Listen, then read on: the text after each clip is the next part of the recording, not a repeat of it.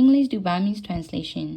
ဒီဝတ္ထုလေးတွေကစာပိုင်လေးကိုမဖတ်ပြခင်ပေါ့နော်ကျွန်မအတူချုံပြောပြမယ်ဆိုရင်ဒီထဲမှာမင်းသမီးကပေါ့နော်သူ့ကိုလိုက်ပြီးတော့နှောက်ယှက်နေတဲ့အမျိုးသားတယောက်ရှိရပေါ့နော်အဲ့တော့အဲ့ဒီအမျိုးသားနဲ့သူကပြဿနာတက်ထားဖြစ်တဲ့အတွက်ကိုအဲ့ဒီအမျိုးသားကသူ့အိမ်လိုက်ပြီးနှောက်ယှက်မှကြောက်တဲ့အတွက်ကိုသူ့အိမ်ကမွေးထားခွေးလေးကို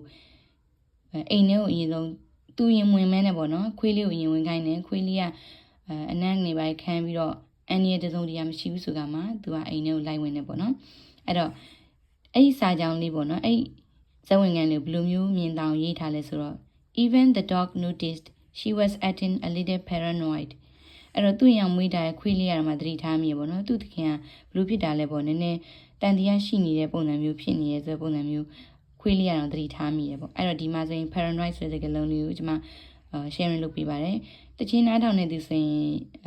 တော်တော်လေးသိကြမှာပါပေါ့နော် UP train me ဆိုတဲ့တချင်းလေးရမှာဆိုရင်လေဒီစကားလုံးလေးကျွန်မအရင်နှစ်သက်တယ်ပေါ့နော်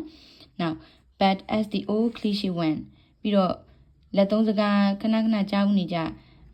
စကားအတိုင်းပြောရမယ်ဆိုရင်တော့ better safe than sorry မဖြစ်ခင်ကနေကြိုတင်ကာကွယ်တာအကောင်းဆုံးပေါ့နော်တခုခုတစုံတခုဖြစ်ပြီးကမှတက်ဆိုင်မဖြစ်ခင်ကအစောကြီးကတည်းကဂီယူဆိုင်တာတော့အကောင်းဆုံးပဲပေါ့နော်အဲ့တော့ better safe than sorry အဲ့ဒီစာကြောင်းလေးကိုသုံးလို့ရတယ်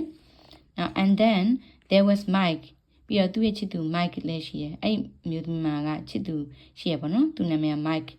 Mike hadn't so much as let her out of his sight for more than a few minutes except when she was at work သူမဒီအလုံးမရောက်နေတဲ့အချိန်ကလွယ်လွယ်ကျန်တဲ့အချိန်ကြီးဆိုရင်မိနစ်အနည်းငယ်ထပ်ပိုးပြီးတော့မှသူ့ရဲ့ချစ်သူ Mike ကပေါ့နော်သူ့ကိုမျက်စိအောက်ကနေအပြောင်းမခံဘူး